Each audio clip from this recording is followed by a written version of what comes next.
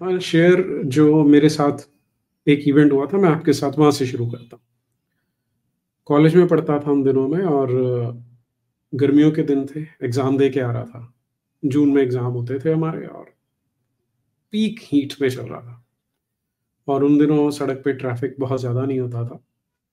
मेरे सामने ही थोड़े से डिस्टेंस पे मे बी 400-500 मीटर दूर मैंने देखा कि एक लड़की फुटपाथ पे चल रही है और 2 लड़के स्कूटर पे साथ-साथ धीरे-धीरे जा रहे हैं। वो कुछ कमेंट कर रहे हैं। तो मुझे कुछ अटपटा लगा। तो अब उन तक पहुँचने में मेरे माइंड में चल रहा है कि मैं इंटरवीन करूँ कि नहीं करूँ? क्योंकि पता नहीं वहाँ पर सिचुएशन क्या है कि वो लड़की इनकी बहन है या उसकी गर्लफ्रेंड है, मुझे नहीं पता कि मैं इंटरवीन करूँ और उल्टे मुझे ही सुना दें कि तू कौन होता है बीच में बोलने वाला। और दूसरी चीज़ थी मैं अकेला था, वो लोग 2 थे। उन दिनों ये मोबाइल फ़ोन की सुविधा नहीं होती थी कि आपने नंबर डायल किया और पीसीआर पहुँच जाएगी। तो ये सोचते-सोचते लेकिन मैंने डिसाइड किया कि आई विल इंटरवीन कि अगर हो सकता है कि मैं उस लड़की की हेल्प कर सकूँ, तो मुझे करनी चाहिए। तो मैंने बाइक रोका और मैंने उससे पूछा, मैंने कहा, "ये तुम्हें तंग कर रहे हैं क्या?" वो भी रुक गए। तो बोले, "तेरी बहन लगती है क्या?" तो मुझे एक तो स्पष्ट हो गया कि थी तो कुछ ना कुछ गड़बड़। मैंने कहा, "हाँ, मेरी बहन लगती है।" अच्छा, अब वो लड़की थोड़ी-सी आश्वस्त हुई कि कोई मेरी हेल्प कर सकता है। मैं अंदर ही अंदर सोच रहा था कि अब ये मेरे साथ लड़ेंगे और दोनों मुझसे लंबे-चौड़े थे, तो हो सकता है कि वो मुझे पीटें। इतने में बाई चांस वहाँ से पीसीआर का मोटरसाइकिल निकल रहा था, 2 पुलिस वाले थे, वो आए, तो उन्होंने पूछा, लड़की ने बताया कि ये मुझे परेशान कर रहे हैं। तो उन्हें 2-2 थप्पड़ भी मारे पुलिस वालों ने और उनकी उठक-बैठक करवा के, उससे वो राखी का धागा बँधवा के उन्होंने वहाँ से भेजा। तो अब हमें ये सिखाया जाता था कि अगर कहीं पे पंगा हो रहा हो तो तुमने बीच में नहीं जाना। मेरी माँ मुझे स्पेशली बोलती थी। शायद उन्हें मेरी नेचर पता थी या वैसे ही एक माँ का होता है ना कि ऐसे ही कोई मेरे बेटे को मार ना दे। तो उन्होंने ये सिखाया। तो मैंने सोचना शुरू किया कि मुझे क्या आवश्यकता थी ये काम करने की। अच्छा, मैं उन दिनों बीएससी शायद फाइनल ईयर का एग्ज़ाम दे रहा था, लेकिन साथ ही साथ साइकोलॉजी एज़ अ हॉबी पढ़ता था मैं। तो तब मैंने एक पेपर पढ़ा था। अब मुझे नाम नहीं याद, पीटर समथिंग वो ऑथर का नाम था। तो उसमें उन्होंने एक बड़ा अच्छा हाइपोथेसिस था, वो मैं शेयर करता हूँ आपके साथ। हाइपोथेसिस ये है कि अगर मान लीजिए आप जा रहे हैं कहीं पे और एक छोटा-सा बच्चा है जो अ, तालाब में डूब रहा है, उन्होंने तालाब का एग्ज़ाम्पल दिया था, तो आप क्या करेंगे? अब इसमें तो कोई शक ही नहीं कि आप कूदेंगे और बच्चे को बचा के निकाल लाएँगे वहाँ से। तो इसे वो एक स्टेप आगे लेके जाते हैं। उनका कहना है कि कहीं पे एक बीमारी है, उन दिनों बांग्लादेश में वो था, अकाल पड़ा हुआ था। तो अब यूरोप या अमेरिका का कहाँ का वो लेखक था मुझे याद नहीं है। तो उसने कहा कि हमारे यहाँ से लोग चैरिटी इकट्ठी करके उधर भेज रहे थे। तो भेजनी चाहिए, नहीं भेजनी चाहिए, इस पे बेस्ड था वो आर्टिकल। तो ख़ैर उनका उनका कहना ये था कि हम ह्यूमन सोसाइटी आज कैसे काम करती है, कि अगर तुम वहाँ पे चैरिटी करोगे, तो अच्छी बात है, लोग अच्छा मानेंगे उसे, लेकिन नहीं कर रहे हो तो कोई बुरा नहीं मानेगा। तो वैसे ही जैसे मैंने वो लड़की वाला एग्ज़ाम्पल दिया कि अब इसमें 3 तरह के लोग हैं। एक बोलेंगे तुझे क्या आवश्यकता थी वहाँ पंगा लेने की, दूसरे बोलेंगे कि तूने बहुत अच्छा किया और तीसरे बोलेंगे कि वो तो तेरा धर्म बनता था, तेरा फ़र्ज़ बनता था वहाँ पे ये काम करना। आज जब हम इस पे बात करने लगते हैं, भगवद गीता का एक श्लोक है, मैं सिर्फ़ उसका पहला हाफ़ आपके साथ शेयर कर रहा हूँ। यज्ञार्थात् कर्मणो अन्यत्र लोको अयं कर्म बन्धनात्। यज्ञार्थात् कर्मणो अन्यत्र कि यज्ञों के अतिरिक्त, यज्ञ के अतिरिक्त जो भी हम कर्म करते हैं, जो भी लोग कर्म करते हैं, वो उन्हें बांधता है। अब क्वेश्चन ये उठता है कि फिर यज्ञ क्या है? भगवद गीता की शैली में कोई भी जो सत्कर्म है, जो अच्छा काम है, वो यज्ञ है। अम, अब अच्छे काम की डेफिनेशन तो बहुत बड़ी है, बहुत विराट है, कुछ भी हो सकता है उसमें। लेकिन यज्ञ के अतिरिक्त जो आप करते हैं, कर्मणो अन्यत्र जो आप करते हैं, लोको अयम कर्म बंधनात्, वो आपको बांधने वाला होता है, वो बंधन कारक होता है। अब इसे आप आगे कैसे एनालाइज करते हैं वो आप पे डिपेंड करता है। बंधन किसे कहा जा रहा है? हमारे शास्त्रों में अगर आप अपने लिए काम कर रहे हैं तो बंधन कारक है, क्योंकि वो आपको जन्म मरण के बंधन में बांधता है। और भगवत गीता यही बात बोल रही है कि आप यदि यज्ञों के अतिरिक्त कुछ भी कर रहे हैं तो उसने आपको बांध देना है। तो यज्ञ क्या है? क्या उस लड़की को बचाना मेरा धर्म था, मेरा यज्ञ था? आज मुझे अपने आप पे गर्व होता है कि मैंने वो काम किया। दूसरा एग्जाम्पल देता हूँ। मेरे बेटे का पहला जन्मदिन आने वाला था और मैं होटल्स में ढूंढ रहा था कि एक हॉल बुक कराना है, वहाँ पे डीजे लगवाना है, ये सब काम करने हैं। वहाँ जब मैं जा रहा था तो अब उनको पैसे भी अच्छे खासे देने थे। एक मैंने बजट बना रखा था, पहला जन्मदिन है मेरे बेटे का। और उससे कुछ दिन पहले ही हम लोग दिल्ली गए। वहाँ पर पाकिस्तान से कुछ लोग आए हुए थे, विस्थापित जो थे वो वहाँ रह रहे थे। तो हम उनसे मिले, उनकी कहानियाँ सुनी मैंने। उन्होंने बताया कि किस तरह से वहाँ छोटी-छोटी बच्चियों के साथ कितनी बुरी स्थिति है, कितना दुष्कर्म किया जाता है। और एक व्यक्ति जिससे मैं बात कर रहा था, उसके 6 बच्चे थे, उनमें 4 बच्चियाँ थी छोटी-छोटी, 4 साल, 6 साल, 8 साल, 12 साल की। अब आज भी मुझे उन लड़कियों के चेहरे ध्यान में आते हैं। वहाँ पर जो ये काम कर रहे थे विस्थापितों को यहाँ स्थापित करने का, उन्हें लेके आने का, क्योंकि ये जो पाकिस्तान से आ रहे हैं, इन पे बहुत सारी रिस्ट्रिक्शंस होती हैं, जो कि शायद सरकार के एंगल से देखें तो होनी भी चाहिए कि कोई जासूस घुस आएगा, कुछ भी हो सकता है। लेकिन उनकी स्थिति बड़ी विकट थी कि काम करने लगते थे, तो फँसते थे, पुलिस वाले तंग करते थे। तो पैसे की आवश्यकता थी। तो उस समय मैं सोच रहा था कि जब मैं वहाँ होटल में कमरा हॉल बुक करने जाता था, तो वो जो भी मैनेजर या जो भी लेडी होती थी बैंक्वेट हॉल की इंचार्ज, वो बताते थे कि सर हम इसे डेकोरेट करेंगे, अगर लड़के का जन्मदिन होता है तो हम नीले बलून लगाते हैं, अगर लड़की का होता है तो हम पिंक बलून्स लगाते हैं। वो सारी चीज़ें मुझे बहुत खोखली लगने लग गई इन पाकिस्तान के लोगों को देखने के बाद कि मैं बहुत ज़्यादा स्वार्थी और बहुत नीच व्यक्ति होऊँगा अगर मैं अपने बच्चे का जन्मदिन मनाने पे इतनी बड़ी राशि का व्यय कर देता हूँ, लेकिन यहाँ पर नहीं देता। तो अब मेरे पास एक दुविधा थी कि मुझे क्या करना है। तो मैंने उस समय एक बीच का रास्ता निकाला कि मैं जन्मदिन तो मनाऊँगा, बहुत सादा-सा होगा, क्योंकि पहला जन्मदिन है तो मनाना भी चाहिए, क्योंकि लोग प्रेशर बनाते हैं कि नहीं भैया अ, आपको ये तो करना ही चाहिए। और दूसरी ओर अब मेरी अंदर ये दुविधा थी कि वो पैसा मुझे बर्बादी लग रहा है, लेकिन यहाँ देना मुझे एक धर्म का, एक पुण्य का काम लग रहा है। तो मैंने वो जो बजट था, उसे कम किया और जो बाकी पैसे थे, वो मैं वहाँ पर पाकिस्तानी विस्थापितों को दे के आया। अब ये आप इसे कितना एक्सटेंड करना चाहते हैं, उतना कर सकते हैं। ऐसे इसे ऐसे देख के चलिए कि हमारे यहाँ जो आज की स्थिति है, वो कैसी है? होटल में जाते हैं, खाना खाते हैं। अगर 5-6 लोग गए हैं, तो 3000 4000 का बिल बन जाता है और आप उसमें 100-200 रुपए, 300 रुपए, 400 रुपए ऐड करके टिप देते हैं। टिप के भी लोगों ने सिस्टम बना रखे हैं कि जो 5% टिप देता है, उसे कंजूस समझा जाता है।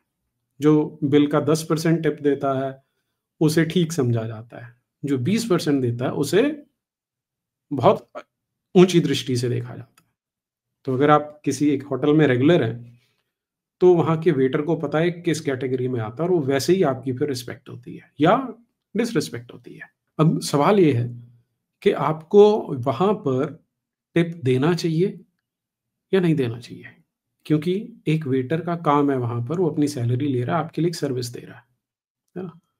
उसने कुछ एक्स्ट्रा कर दिया, तो आप उसे टिप दे रहे हैं, लेकिन रूटीन काम कर रहा है, तो आप उसे टिप नहीं देते।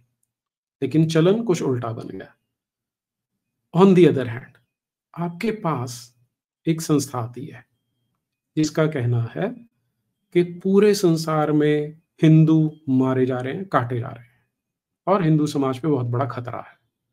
इन्हें बचाने के लिए आपको दान देना है।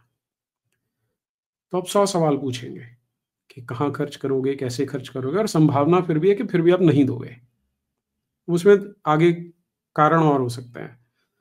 कारण क्या हो सकता है कि आपने पहले कभी दिया और आपको पता लगा कि वो संस्था फ्रॉड निकली, क्योंकि हम ऐसे समाज में जी रहे हैं जहाँ पर ये भी होता है। तो आपने देना बंद कर दिया। लेकिन आपके देने बंद कर देने से ये फैक्ट, ये तथ्य समाप्त नहीं हो जाता कि हिंदू लोगों के साथ जनरली और हिंदू लड़कियों के साथ स्पेशली संसार भर में अत्याचार हो रहे हैं। आप ये सोच के दान ना दें कि मेरा पैसा उन तक नहीं पहुंचेगा, तो आप अपने जीवन में उस एक चलता है एटीट्यूड से चल सकते हैं। लेकिन ये जिस डॉक्यूमेंट की मैं बात कर रहा हूँ, जो मैंने पढ़ा था, उसका क्या आर्गुमेंट है कि एक बच्चा डूब रहा है, आपने उसे बचाया, ठीक? अगर आप नहीं बचाते और आप किसी पार्टी में जा रहे थे, तो आपको लगा मेरा सूट खराब हो जाएगा यार, मैं सब इसमें तालाब में छलांग लगाऊँगा तो आप जाके पार्टी में बताते हैं कि ऐसे ही था, वहाँ 4 साल का बच्चा था, वो डूब रहा था, तो बाकी लोग क्या रिएक्ट करेंगे कि साला कैसा राक्षस है कि बच्चे को डूबता छोड़ के आ गया और यहाँ बता रहा है कि वो डूब रहा था। ऐसे ही होगा ना? ये तो नहीं हो सकता कि वो हँसेंगे, अच्छा चलो कोई बात नहीं, आपने अपना सूट बचा लिया, यहाँ आके तंबोला खेलना आपके लिए बहुत आवश्यक था। नहीं होगा ऐसा। क्यों? क्यों नहीं होगा? क्योंकि समाज का ये मानना है कि उस समय आपको अपना सूट गीला करना, सूट खराब करना कोई बहुत बड़ी कीमत नहीं, क्योंकि आप एक बच्चे का जीवन बचा रहे थे। ऐसे ही देखा जाता है। इसी को आप अब एक्सटेंड कर लीजिए। फ़िल्म देखने जा रहे हैं। 4 लोगों का परिवार है, फ़िल्म देखने जाता है, मल्टीप्लेक्स में जाता है। 2, 3, 4,000, 5,000 रुपए वहाँ खर्च हो जाते हैं, क्योंकि पॉपकॉर्न भी खाने हैं, पेप्सी भी पीना है, इस तरह के काम करने हैं आपको। अब उस समय आपके पास ऑप्शन क्या है? आपके पास ऑप्शन है कि वो जो 5,000 रुपए आपने वहाँ खर्च करने थे, वो केवल आप अपने शौक के लिए कर रहे हैं, मौज-मस्ती के लिए कर रहे हैं। जबकि ऐसे बहुत सारे लोग संसार भर में मर रहे हैं जो उन पैसों से बच सकते थे।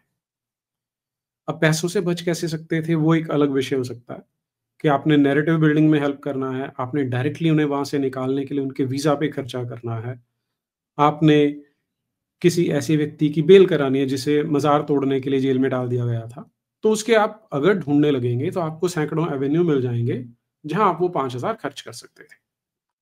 लेकिन द मेयर फैक्ट कि आप वैसा नहीं सोच रहे, इसका मतलब है कि आप एक इविल इंसान हैं, आप एक बुरे आदमी हैं। ऐसे सोचा जाना चाहिए। इट इज़ जस्ट लाइक कि अगर आप उस बच्चे को नहीं बचा रहे थे डूबते हुए को, तो आपकी पार्टी वाले लोग क्या बोलने वाले थे कि यार ये कितना घटिया आदमी है। एग्ज़ैक्टली वही इस केस में होना चाहिए जब आपको पता लग गया। जैसे मैं आज जो आपको मैंने वो शुरू वाला एग्ज़ाम्पल दिया कि पाकिस्तानी विस्थापितों से मिल के आया। तो मैंने किसी को बताया नहीं था, मेरे परिवार के लोग नहीं जानते थे मैं वहाँ जाके आया हूँ। मैं नहीं खर्च करता, कोई मुझे कुछ नहीं कहता। उसे वो मेरा एक ऑब्लिगेशन नहीं समझा जाएगा कि मेरा दायित्व नहीं है वो, ऐसा कहा जाएगा। मेरा दायित्व बच्चे का बर्थडे मनाना है, उन्हें बचाना मेरा दायित्व नहीं है। ये ये जो मानसिकता है, यहाँ पर प्रॉब्लम आती है। आप बच्चे का जन्मदिन बड़ा हल्का-सा भी मना सकते हैं, बड़ा सादा मना सकते हैं या नहीं भी मना सकते। लेकिन उनको जो जीवन-मरण से लड़ रहे हैं, जिनकी छोटी-छोटी बच्चियाँ उठाई जा रही हैं, उन्हें बचाना हमारा धर्म बनता है। वहाँ देने चाहिए थे ना पैसे। तो उस तरह से जब आप सोचना शुरू करते हैं कि हम यहाँ पर अपनी जो ये मानसिकता है, जो थॉट प्रोसेस है, क्या हम उसे चेंज कर सकते हैं? है ना? ये है फैक्ट।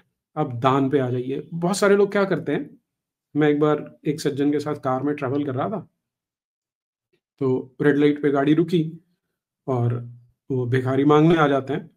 तो उन्होंने क्या कर रखा था, कार के वो आगे जो जगह होती है, वहाँ पर वो बहुत सारे सिक्के रखे हुए थे। तो उन्होंने तुरंत शीशा नीचे किया, उसे पकड़ाए और फिर मुझे बड़े गर्व से बता रहे थे कि जी मैं ये काम करता हूँ।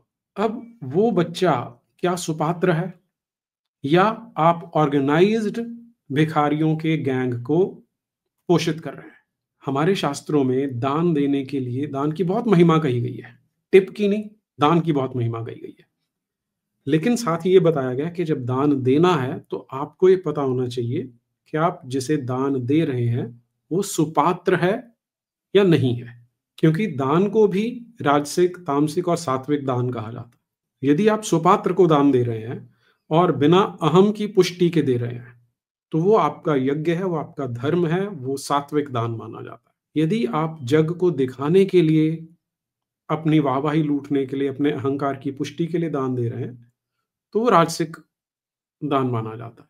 और यदि आप किसी को कष्ट देने के लिए दान दे रहे हैं कि उसे दिखाता हूँ कि मैं उससे बड़ा दानी हूँ, ऐसे ऐसे भी लोग होते हैं, तो वो तामसिक दान माना जाता है। तो दान देते समय बहुत अधिक सावधान रहना चाहिए, ये भी हमारे शास्त्र में बड़े स्पष्टता से बताते हैं। तो अब क्वेश्चन ये उठता है कि आपको फिर किस केस में गिल्टी नहीं होना चाहिए, है ना? क्योंकि अगर आप इस बात को आगे डिस्कशन में लेके जाएँगे तो उसमें बहुत सारे एंगल्स नए-नए खुल जाते हैं। इसे आप किस सीमा तक लेके जाएँगे? अब क्वेश्चन ये उठता है ना?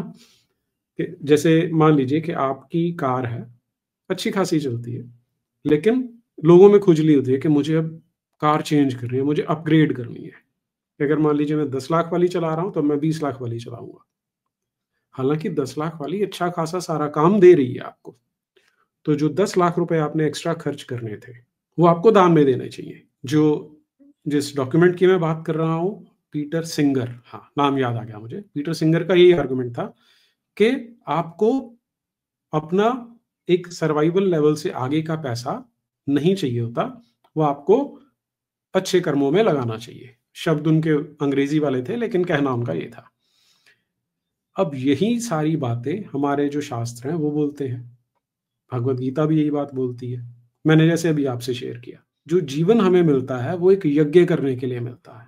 एक और चीज, ये जो पाकिस्तानी विस्थापितों से मिलने के बाद जो मेरे जीवन में परिवर्तन आया, एकदम से वहां पर मेरा कोई स्विच ऑन हुआ हो ऐसा नहीं है, लेकिन धीरे धीरे मुझे ये समझ में आई, अपने लिए कमा रहा हूँ। मैं एक typical medical middle class family से आता हूँ, और हमें क्या सिखाया जाता है कि तुम्हारे जीवन का उद्देश्य केवल यही है कि तुम्हें ज़्यादा से ज़्यादा पैसा कमाना है, जितना पड़ोसी के पास है उससे ज़्यादा कमाया हो, ताकि जैसी गाड़ी उसके गैरेज में, तुम्हारी गाड़ी उससे अच्छी हो। वो जब तुमसे अच्छी लेके आएगा तो तुमने फिर उससे अच्छी गाड़ी लेके आनी है। वो अगर बाली का ट्रिप लगा के आता है तो तुम्हें यूरोप का ट्रिप लगा के आना है। वो अगर यूरोप का ट्रिप लगा के आता है तो तुम्हें वर्ल्ड टूर लगा के आना है। उसने अगर एक फार्म हाउस आधे एकड़ का खरीदा है तो तुम्हें 1 एकड़ का खरीदना है। मैं उस मेंटालिटी से पला, बढ़ा, बड़ा हुआ हूँ। और कार अच्छी भली तुम्हारी चल रही है, लेकिन अब तुम्हें अपग्रेड करना है। पहले एक सेगमेंट की थी, अब दूसरे सेगमेंट की होगी, फिर तीसरे सेगमेंट की होगी। इस तरह से आपको अपनी गाड़ी चुननी है। तो अब मुझे समझ में आता है कि एक रैट रेस है, जिसमें आप कभी भी जीतते नहीं, क्योंकि हमेशा आपसे आगे कोई ना कोई होता है। और फिर एक वो फ्रेज आती है कि the problem with rat race is that even if you win, you still are a rat. तो अब ये जब मैंने इन लोगों को देखा, पाकिस्तानी विस्थापितों से मिला, तो मुझे समझ में आया कि जीवन का उद्देश्य जैसा मैं जी रहा हूँ, वो जीवन तो बिल्कुल निकृष्ट है, वैसा नहीं होना चाहिए। और उसके बाद फिर मैंने अपने आप में परिवर्तन लेके आया, और अब मुझे लगता है कि मैं ठीक से जी रहा हूँ। कुछ गलतियाँ अभी भी होती हैं, तो उन्हें सुधारने का प्रयास करता हूँ। लेकिन इस सारे का सम टोटल क्या लेना चाहिए हमें, कि क्या हम अपने जो फिजूल खर्चियां हैं उन्हें रोक कर, जो आज हमारे ऊपर, पूरे विश्व के ऊपर एक संकट है, जो कई रूपों में है, इस्लाम के रूप में, ईसाइयत के रूप में है, कम्युनिज्म के रूप में है, मार्क्सिस्ट कल्चरल मार्क्सिज्म के रूप में, वोकिज्म के रूप में, ये जितने हैं, ओवर पॉपुलेशन है, पोल्यूशन है, करप्शन है, क्या हम इनसे लड़ने के लिए काम करेंगे? क्योंकि तब हम अपने जीवन को एक यज्ञ की तरह जी रहे होंगे। क्या हम ऐसा कर सकते हैं? है ना? तो अगर हम इधर सोचना आरंभ करते हैं तो सारे नहीं बदलते। वो भगवत गीता में ये भी आ जाता है कि हजारों सहस्रों में से कोई एक इस ओर चलने का सोचता है, और फिर जो सोचते हैं उनमें से सहस्रों में से कोई एक वहां तक पहुंचता है। लेकिन क्या हम ट्राई कर सकते हैं ऐसा करने की? ये सोचना शुरू करें।